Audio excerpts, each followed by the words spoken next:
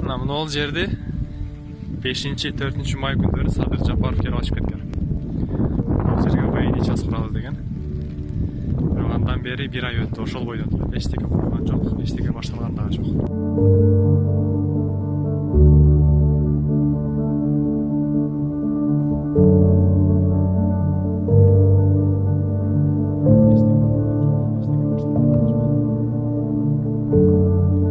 Ушул жер. Эртең айдын 3-кө чейин болот деген военный час. Мына бул жакта койлор жүрөт. Военный час.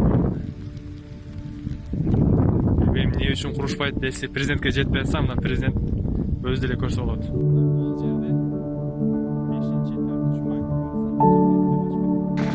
күнү